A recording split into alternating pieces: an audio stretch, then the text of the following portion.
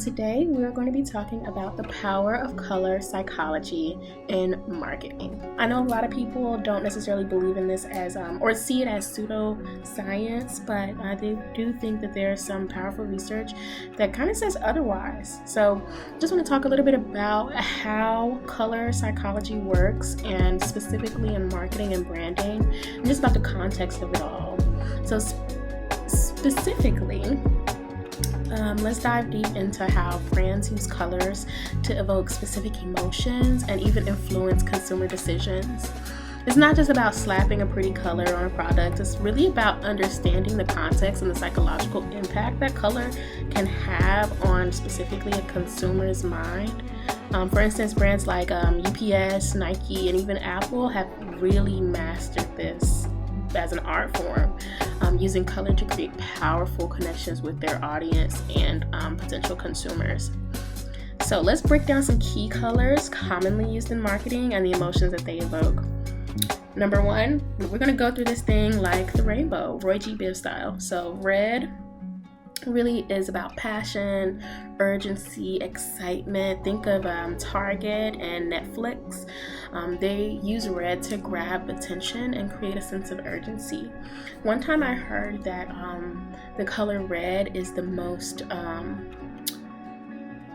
it stands out the most to the human brain, and so I like to think of it like that. That color is going to stand out. It's going to grab attention. Okay, now for yellow. Yellow is associated with optimism, clarity, warmth.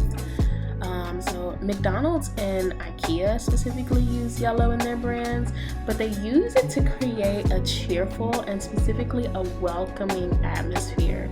That's why you see like McCafe is in yellow, or Netflix, it's a furniture store, and so you really want it to be welcoming, for there to be some type of warmth amidst all of those beige. Okay, now for green trees, right? When we think of the color green, we think of outside, and so that's what the color green is about. It's about nature, it's about growth, even health.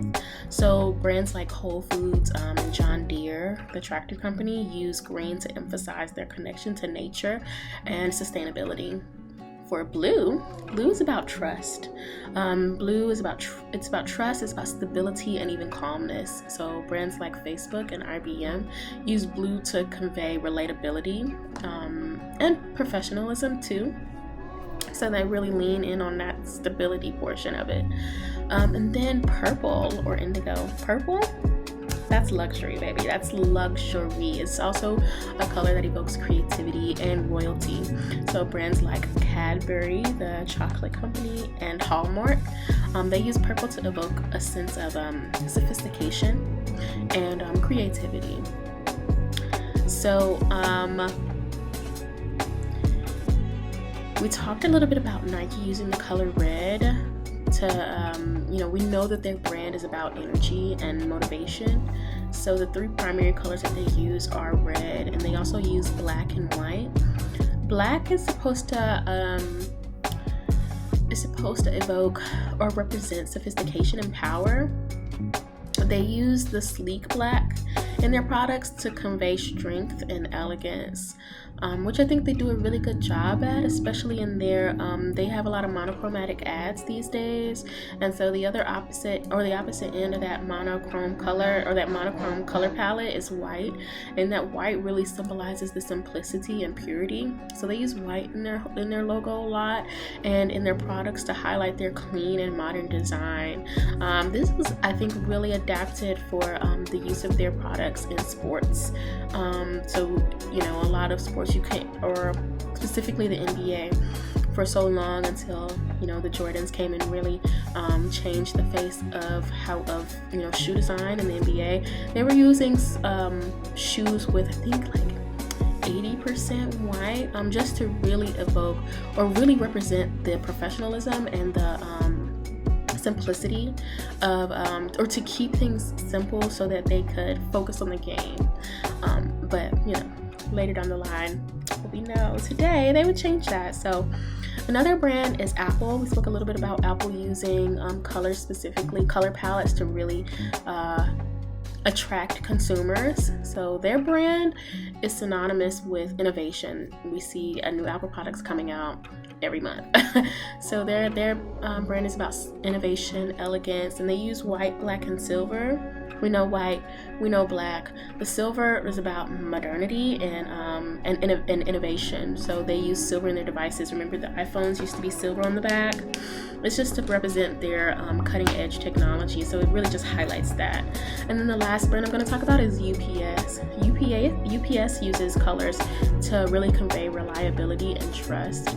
So they use brown, yellow, and white. We talked about white. We talked about white symbolizing simplicity and cleanliness, but I think it also symbolizes efficiency. So they use white in their brand to highlight their efficient service.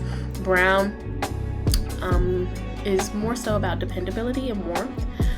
Their uniforms are brown, their trucks are brown. It creates a sense of reliability and comfort. And then, I mean, it's nothing like seeing the UPS truck drive down the street. And then yellow to really represent optimism and clarity. The yellow in the UPS logo grabs attention, first off, and then it conveys a positive image. Okay, and then lastly, I want to talk about the application of color psychology in marketing. So understanding color psychology can really improve marketing efforts for business. By choosing the right colors, brands can evoke a specific emotion and create stronger connections with their audience. For example, using red during a sale helps create a sense of urgency, and blue can build trust and reliability. So color psychology is really a powerful tool in marketing that can influence consumer decisions, believe it or not, and create lasting impressions. By understanding emotions that different colors evoke, brands can usually craft more effective marketing strategies. So I challenge you, next time you're working on your marketing plan, remember to consider the psychological impact of color. And that's it. That's all I got for you today. So if you liked what you heard, please like this video and remember to subscribe, and I'll see you later. Bye.